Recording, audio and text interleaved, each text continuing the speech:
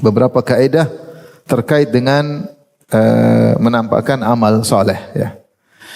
Yang pertama, kaidah pertama, ikhwan dan akhwat yang rahmatillah subhanahu wa ta'ala, asalnya amalan yang fardu ditampakkan, sebaliknya asal amalan sunnah disembunyikan. Kalau amalan fardu ditampakkan karena syiar, tinggal seorang berjuang melawan riya dan ujub. Seperti dia ke masjid, dia tampakkan ke masjid. Seperti azan, ya azan keras-keras, jangan sembunyi-sembunyi. Suaranya jangan diam-diam, nanti enggak ada yang datang.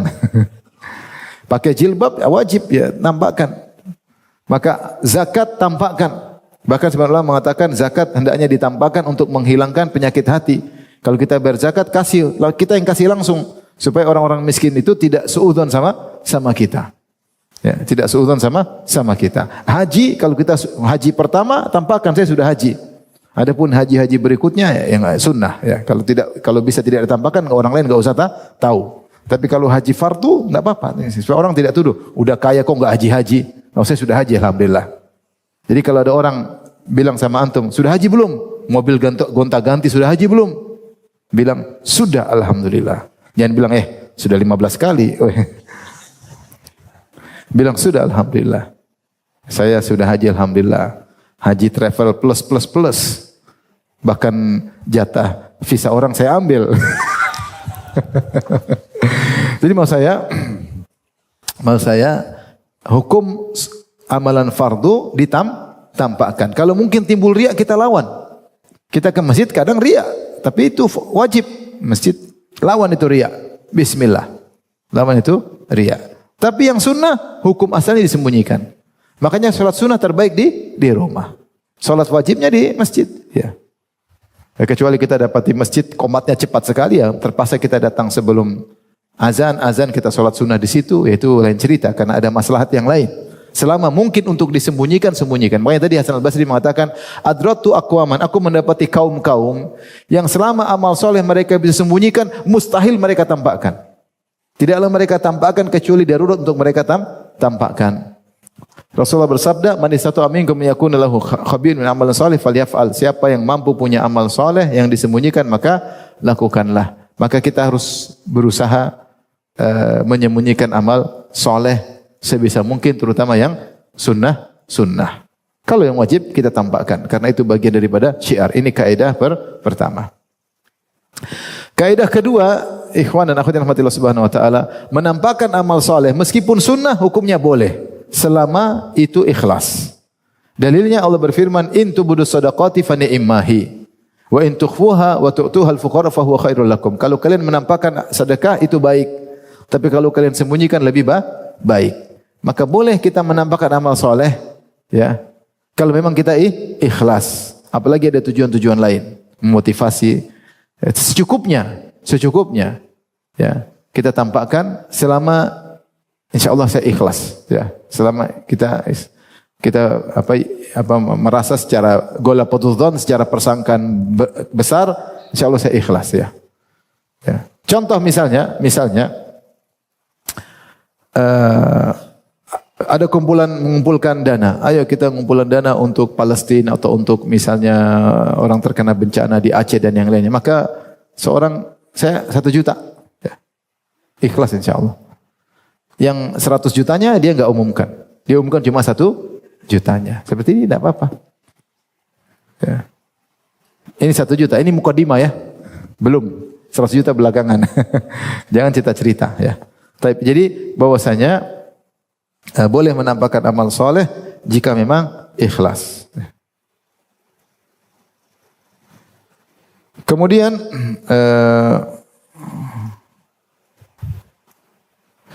berikutnya, menampakkan amal soleh bisa jadi afdol, meskipun sunnah bisa jadi afdol kalau ada maslahat yang lain.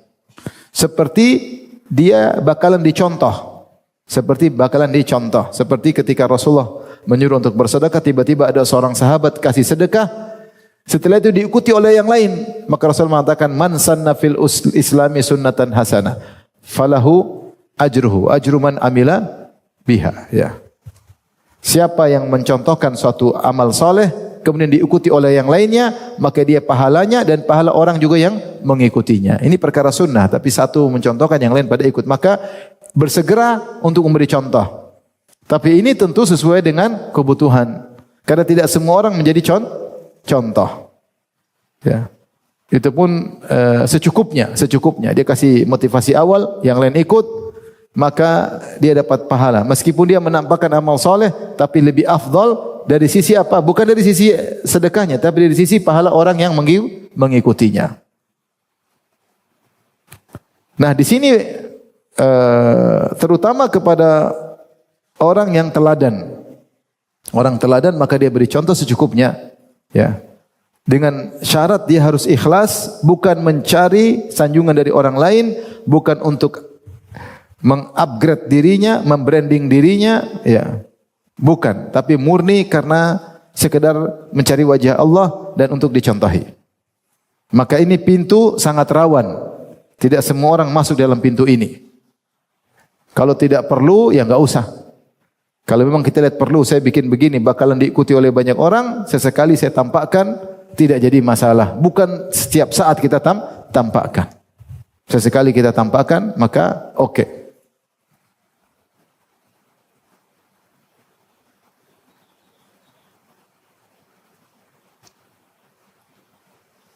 Taib ini terkadang boleh menampakkan amal soleh jika dengan tujuan tadi. Tapi syaratnya harus ikhlas. Dan ada tujuan lain, yaitu agar dicontohi. Jika ternyata syaratnya tercampur antara ingin dicontohi sekaligus untuk riya, maka amal tersebut gugur. Seperti seorang bertanya, Ustaz, saya mencontohkan amal soleh, saya tampakkan supaya dilihat orang, supaya diikuti. Benarkah murni untuk diikuti? Ya, sekalian juga agar orang tahu siapa saya. Nah, sekalian inilah yang membuat amalan menjadi gugur. Karena ini sangat rawan. Maka kalau sesekali kita tampakkan amal soleh untuk diikuti, bukan untuk agar kita dihormati orang, disanjung orang, maka tidak mengapa. Tapi kalau masih tercampur ingin disanjung, mending tidak usah. Ini hanya untuk orang-orang yang bisa melawan riyanya dan ada maslahat besar sehingga dia akhirnya menampakkan amal solehnya. Baik. Berikutnya yang terakhir, kaidah keempat terkait dengan tahadduts bi nikmatillah. Berbicara tentang kenikmatan yang Allah berikan kepadanya. Ayatnya, wa amma bi nikmati rabbika fahaddits. Adapun nikmat Rabbmu maka ceritakan. Kalau kita baca tafsir, di antaranya terkait dengan Nabi SAW, karena ayat ini terkait dengan Nabi. Bahwasanya Nabi disuruh oleh Allah untuk menyebutkan nikmat yang Allah berikan kepadanya agar Nabi semakin bersyukur. Di antaranya nikmat kenabian, ya, nikmat kenabian.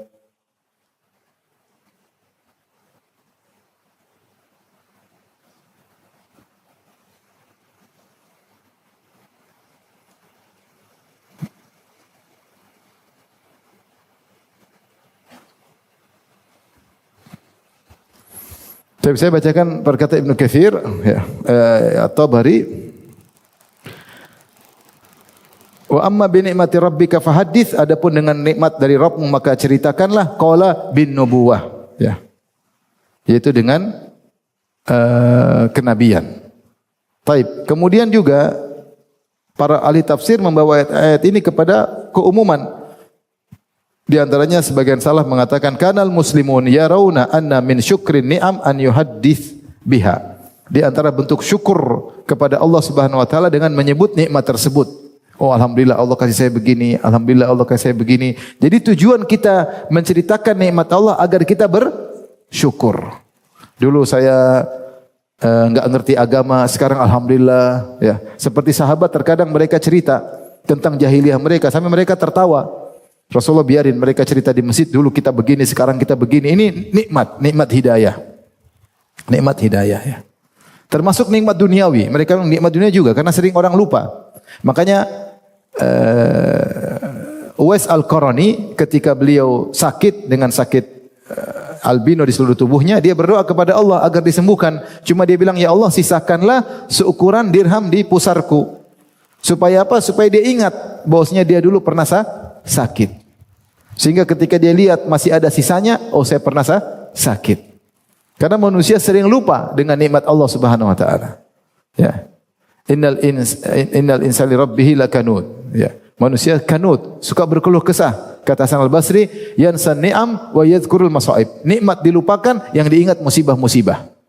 Maka agar kita bisa pandai bersyukur, kita harus ingat nikmat-nikmat itu. Maka kita ceritakan. Jadi boleh menceritakan nikmat dalam rangka untuk bersyukur. Alhamdulillah, saya sudah haji. Alhamdulillah. Buat bersyukur, bukan saya sudah haji. Itu bukan bersyukur, itu sombong. Jadi sebenarnya kontennya sama, cerita nikmat, tetapi hati-hati. Tujuannya bisa beda. Para salaf dahulu, sebagian disebut oleh Tabari, di antara bentuk syukur adalah menceritakan nikmat akhirat maupun nikmat duniawi. Misalnya kita bilang sama istri kita, coba dulu kita dulu kurus, sekarang alhamdulillah gemoy, nikmat. Dari mana kita bisa gemoy? Dari Allah Subhanahu wa taala. Dulu kita ngontrak rumah, sekarang punya rumah. Dulu naik sepeda, sekarang naik mobil. Ini nikmat. Terkadang kita ceritakan sama anak-anak kita, dulu Abi susah, kamu dulu kayak apa? Supaya mereka bersyukur, karena nikmat itu dilupakan, lupa untuk bersyukur. Nanti kalau kena musibah baru aduh, manusia yang diingat musibah terus. Nikmat begitu banyak dilupakan. Maka di antara cara kita bersyukur, sebut-sebut nikmat Allah. Bukan untuk riya, bukan untuk sok, bukan untuk merasa saya beda dengan kalian. Seperti, saya kalau berdoa, Allah kabulkan. Nah ini ciri sombong. Tapi kalau alhamdulillah kemarin saya berdoa, subhanallah, hanya Allah yang bisa tolong saya. Itu syukur. Tapi kalau berdoa, Allah langsung kabulkan. Ini tanda-tanda dia menceritakan nikmat Allah bukan untuk syukur, tapi untuk apa? Riya atau untuk sombong, untuk angku, untuk ujub.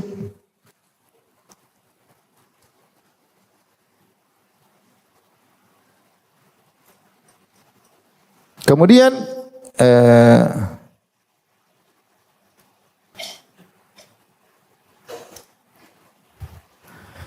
oleh karenanya di antara yang disebut oleh para ulama, ketika kita menyebutkan nikmat kita, ceritakan tidak pada semua orang. Kita cerita kepada orang kita percayai. Karena kalau kita selalu gembar-gemborkan nikmat yang Allah berikan kepada kita, akan ada orang yang hasad, ada orang tersakiti. Maka tidak semua nikmat kita ceritakan. Ingat, pertama tujuan cerita nikmat buat apa? Untuk sombong atau untuk bersyukur? Untuk bersyukur. Bahwasanya saya diberi nikmat oleh Allah, untuk bersyukur. Oleh karenanya, agar mencapai tujuan itu, tidak semua orang kita ceritakan. Tidak semua orang kita ceritakan.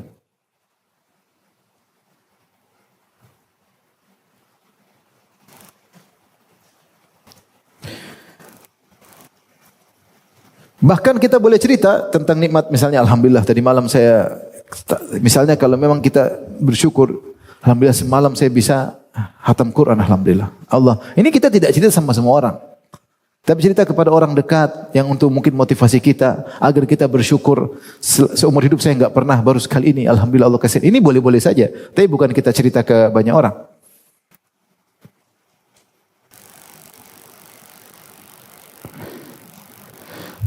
Berkata dalam buku tafsir Tahrir wa Tanwir, wa an ba'dhi salaf anna tahaddutsa bin ni'mah takunu lithiqah minal ikhwan mimman yathiqu bihi. Bahwasanya menceritakan kenikmatan kepada orang-orang yang dia percayai. Qala Ibnul Arabi, berkata Ibnul Arabi, ada dua, ada Ibnu Arabi tidak pakai alif lam. Ibnu Arabi ini tokoh Wahdatul Wujud yang bilang Allah sama makhluk satu kesatuan. Itu sesat. Kalau yang Ibnul Arabi, maka ini ahli tafsir. Ibnul Arabi, ahli hadis, ahli tafsir. Kata beliau, inna tahaddutsa bil amal yakunu bi ikhlasin minan niyyah inda ahli thiqah. Cara menyampaikan cerita tentang nikmat Allah adalah dengan ikhlas syaratnya. Yang kedua kepada orang yang dia percayai. Ini syaratnya dua. Fa innahu rabbama kharaja ila riya wa isa'ati dzan bi sahibihi. Ya. Karena bisa jadi keluar dia ceritakan dengan riya. Bisa jadi riya. Oleh karenanya seorang berusaha kalau menceritakan nikmat tidak kepada semua orang ya. Karena sebagian orang salah paham ketika dia beli mobil baru, dia pakai tahadduts bin nikmah. Mobilnya dia beli 4 miliar, kemudian dia posting-posting terus. Ini entah bersyukur atau bikin orang hasad atau bagaimana ya. Atau boros, tidak zuhud, ya. Semuanya ada aturannya. Bukan berarti kita ingin menunjukkan nikmat Allah kemudian kita boros, enggak. Ada aturan. Orang berusaha zuhud, semua akan dihisab, ya. Jadi tidak mengambil ayat kemudian kita praktekkan sesuai dengan hawa nafsu kita, tidak. Lihat bagaimana praktek para salaf. Jadi intinya seorang boleh menceritakan nikmat yang dia dapatkan selama untuk bersyukur kepada Allah. Dan hati-hati pintu riya, harus ikhlas dan tidak cerita kepada semua orang. Bahkan di antara nikmat tersebut adalah amal soleh yang mungkin dia ceritakan. Alhamdulillah kemarin saya sudah haji, alhamdulillah pas haji kemarin dimudahkan oleh Allah. Alhamdulillah, bukan untuk riya. Oh, karena saya soleh maka dimudahkan hajinya. Ini riya namanya. Tapi kalau kita menceritakan amal soleh, alhamdulillah kemarin saya bisa hajikan ibu, sudah itu impian saya selama ini, alhamdulillah, bersyukur. Itu Allah Maha tahu, insya Allah bukan riya, tapi karena bersyukur. Seperti itu boleh, tapi tidak diceritakan kepada semua orang. Karena kalau cerita kepada banyak orang, rawan potensi riya. Tapi demikian saja, ikhwan dan akhwat yang rahmati Allah Subhanahu wa taala. Tujuan kita agar kita waspada di zaman medsos ini, potensi kita untuk pamer amal soleh sangat besar. Ya, kalau dahulu kita mungkin cuma riak di masjid, yang kalau sekarang kita riak satu dunia bisa tahu, iya enggak? Kalau sekarang kita mau riak, ya tinggal kita tunjuk-tunjukkan sama orang masjid karena kita dia. Sekarang dengan medsos kita bisa riak kepada jutaan manusia, tinggal pamer semua orang kasih jempol, ya. Oleh karenanya waspada, jangan sampai amal kita yang sudah sedikit ini menguap juga. Akhirnya ketika kita masuk di yang lahat, tidak ada amal atau sangat sedikit karena kebanyakannya sudah pergi. Niat kita yang tidak benar bukan karena wajah Allah, tetapi karena riya. Oleh karenanya Allah berfirman, kullu syai'in halikun illa wajhah. Di antara tafsiran ayat ini, di akhir surat Al-Qasas, semua akan sirna kecuali apa yang dilakukan karena mencari wajah Allah. Semua akan sirna, tidak ada nilainya kecuali amal yang kita lakukan karena mencari muka kepada Allah, karena mencari perhatian Allah Subhanahu wa taala. Adapun karena mencari perhatian manusia, maka amal tersebut akan sirna.